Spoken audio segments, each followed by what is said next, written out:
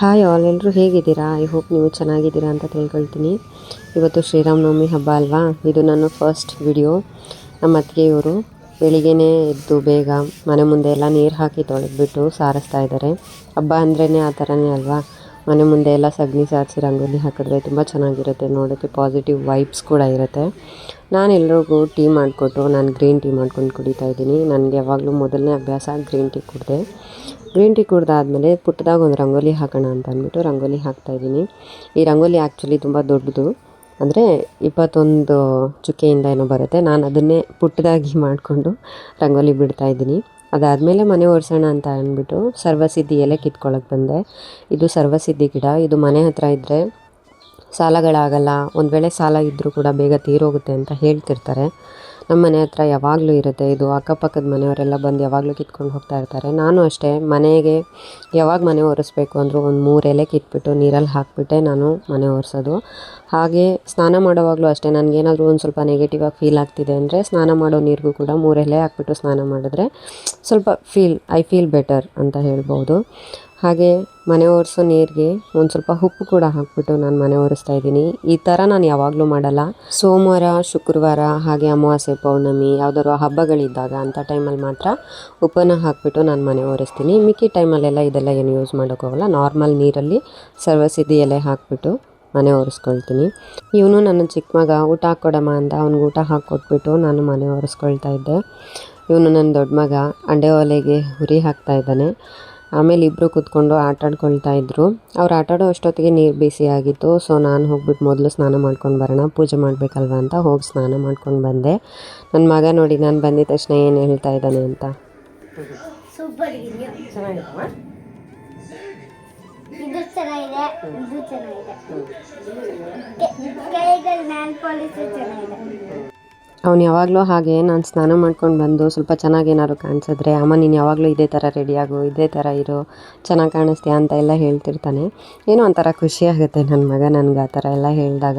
ಇನ್ನೂ ಸೀರೆ ಎಲ್ಲ ಉಟ್ಕೊಂಡಿದ್ರೆ ಇನ್ನೂ ಖುಷಿ ಪಟ್ಟಿರೋನು. ಸೀರೆ ಎಲ್ಲ ಉಟ್ಕೊಂಡ್ರೆ ನನ್ನ ಕೈಯಲ್ಲಿ ಪೂಜೆ ಮಾಡೋಕ್ಕಾಗಲ್ಲ ಅಂತ ಈ ಡ್ರೆಸ್ ಹಾಕ್ಕೊಂಡಿದ್ದೀನಿ. ನೆಕ್ಸ್ಟು ಮನೇಲಿ ಪೂಜೆ ಎಲ್ಲ ಮುಗಿಸ್ಕೊಂಡು ತಿಂಡಿ ಮುಗಿಸ್ಕೊಂಡು ನಾವು ಹೊರಟಿದ್ದು ದೇವಸ್ಥಾನಕ್ಕೆ. ಈ ದೇವಸ್ಥಾನ ಬಂದು ಚಿಂತಾಮಣಿ ಹತ್ತಿರದಲ್ಲಿ ರಾಯಪಲ್ಲಿ ಅಂತ ಒಂದು ಊರಿದೆ, ಆ ಊರ ಹತ್ರ. ಶ್ರೀರಾಮನವಮಿ ಹಬ್ಬ ಬಂತು ಅಂತಂದರೆ ಇಲ್ಲಿ ಪೂರ್ತಿ 4 ದಿನ ಜಾತ್ರೆ ಥರ ಮಾಡ್ತಾರೆ. ತುಂಬ ಚೆನ್ನಾಗಿರುತ್ತೆ ನೋಡೋಕ್ಕೆ. ನಾನು ಫಸ್ಟ್ ಟೈಮ್ ಶ್ರೀರಾಮನವಮಿ ಹಬ್ಬಕ್ಕೆ ಬಂದಿರೋದಿಲ್ಲಿ. ಇದಕ್ಕೆ ಮುಂಚೆ ಎಲ್ಲ ಶ್ರೀರಾಮನವಮಿ ಹಬ್ಬಕ್ಕೆ ಬಂದಿಲ್ಲ, ಮಿಕ್ಕಿದೆಲ್ಲ ಹಬ್ಬಕ್ಕೂ ಬಂದಿದ್ದೆ. ಇಲ್ಲೊಬ್ಬರು ಕ್ಯಾಮ್ರಾ ಇಟ್ಕೊಂಡಿದ್ದಾರಲ್ಲ ಸ್ಟಾರ್ಟಿಂಗಲ್ಲಿ, ಅವರು ಕೂಡ ಒಬ್ಬ ಯೂಟ್ಯೂಬರೇ. ಬಟ್ ಯೂಟ್ಯೂಬ್ ಚಾನಲ್ ನೇಮ್ ಏನಂತ ನನಗೆ ಗೊತ್ತಿಲ್ಲ, ಬಟ್ ಅವ್ರು ಯೂಟ್ಯೂಬರ್ ಅಂತ ಮಾತ್ರ ಗೊತ್ತು. ದೇವ್ರನ್ನ ಒಳಗಡೆಯಿಂದ ತೊಗೊಂಡು ಬಂದು ದೇವಸ್ಥಾನ ಸುತ್ತ ಪ್ರದಕ್ಷಿಣೆ ಹಾಕಿಸಿ ತೇರು ಹತ್ರ ತೊಗೊಂಡೋಗ್ತಾ ಇದ್ದಾರೆ. ತೇರು ಕೂಡ ಹೇಳಿದ್ದಾರಂತೆ ಇಲ್ಲಿ. ಪೂರ್ತಿ 4 ದಿನ ಇರುತ್ತೆ ಈ ಊರಲ್ಲಿ. 4 ದಿನದವರೆಗೂ ಯಾರು ಯಾವ ಮನೇಲೂ ಅಡುಗೆ ಕೂಡ ಮಾಡಲ್ವಂತೆ. ಅಂದರೆ ಊಟದ ವ್ಯವಸ್ಥೆ ಕೂಡ ಅಲ್ಲೇ ಮಾಡಿಸಿರ್ತಾರೆ ಎಲ್ರಿಗೂ, ಇಡೀ ಊರಿಗೆ ಬರೋ ಭಕ್ತಾದಿಗಳಿಗೆ ಎಲ್ರಿಗೂ ಅಷ್ಟೇ. ಏನೋ ಒಂಥರ ಖುಷಿ ಆಗುತ್ತೆ, ಅಷ್ಟು ಒಗ್ಗಟ್ಟು ಅದೆಲ್ಲ ನೋಡಿದ್ರೆ. ಜನನೂ ಅಷ್ಟೇ, ತುಂಬ ಜನ ಇದ್ದರು. ಶ್ರೀರಾಮನವಮಿ ಹಬ್ಬಕ್ಕೆ ಅಂತ ಮಾತ್ರ ಅಲ್ಲ, ಈ ಊರಲ್ಲಿ ಯಾವುದೇ ಹಬ್ಬ ಬಂದರೂ ಕೂಡ ಇದೇ ಥರ ಮಾಡ್ತಾರಂತೆ. ರಾಮನ ದೇವಸ್ಥಾನ ಆಗಿರ್ಬೋದು, ಆಂಜನೇಯನ ದೇವಸ್ಥಾನ ಆಗಿರ್ಬೋದು, ಮಧ್ಯಮ್ಮ ದೇವಿ ಅಂತ ಒಂದು ದೇವಸ್ಥಾನ ಇದೆ, ಆ ದೇವಸ್ಥಾನದ ಹತ್ರ ಆಗಿರ್ಬೋದು, ಎಲ್ಲ ದೇವಸ್ಥಾನದ ಹತ್ರನೂ ಇಷ್ಟೇ ಗ್ರ್ಯಾಂಡಾಗೆ ಇವರು ಸೆಲೆಬ್ರೇಟ್ ಮಾಡ್ತಾರೆ. ಯಾವುದೇ ಒಂದು ಪೂಜೆ ಹಬ್ಬ ಏನೇ ಬಂದರೂ. ತೇರು ಕದಲಕ್ಕೂ ಮುಂಚೆ ಕುಂಬಳಕಾಯಿ ಹೊಡೆದ್ರು, ದೃಷ್ಟಿ ತೆಗೆದು ಮಕ್ಕಳು ನೋಡಿ ಅದರಲ್ಲಿರೋ ಕಾಯಿನ್ಸ್ ಎಲ್ಲ ಹಾಕ್ಕೊಳ್ತಾ ಇದ್ದಾರೆ. ಮತ್ತು ಇಲ್ಲಿ ತೇರು ಕದಲುವಾಗ ಇದ್ರ ಮೇಲೆ ಹೂವು, ಬಾಳೆಹಣ್ಣು, ಕಡಲೆಪುರಿ ಚೆಲ್ಲೋದ್ರಿಂದ ನಾವೇನಾದರೂ ಮನಸ್ಸಲ್ಲಿ ಅಂದ್ಕೊಂಡ್ರೆ ಅದು ಬರೋ ವರ್ಷದೊಳಗಡೆ ಆಗುತ್ತೆ ಅಂತ ಅಲ್ಲಿರೋರೆಲ್ಲ ಮಾತಾಡ್ತಿದ್ರು. ತೇರು ಎಳೆಯುವಾಗ ನಾವು ಕೂಡ ಎಳೆದ್ರೆ ಒಳ್ಳೆಯದು ಅಂತ ಹೇಳಿದ್ರು. ಸ್ವಲ್ಪ ಹಂಗೆ ಎಳೆದೆ ಅಷ್ಟೇ. ಅಷ್ಟರಲ್ಲಿ ತುಂಬ ಜನ ಇದ್ರಲ್ವ, ತೇರು ಹತ್ರ ಬಂತು.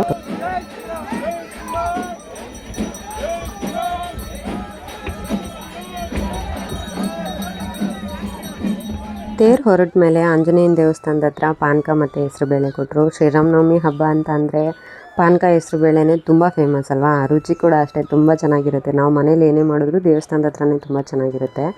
ತುಂಬ ಬಿಸಿಲು, ನಿಂತು ಅಂತೂ ಬಾಯಿ ಒಣಗೋಗಿತ್ತು. ಕರೆಕ್ಟ್ ಟೈಮ್ಗೆ ಕೊಟ್ಟರು ಅಂತ ಅಂದ್ಕೊಳ್ತಾ ಇದ್ದೆ. ನೋಡಿ ಎಷ್ಟು ಜನ ಇದ್ದಾರೆ.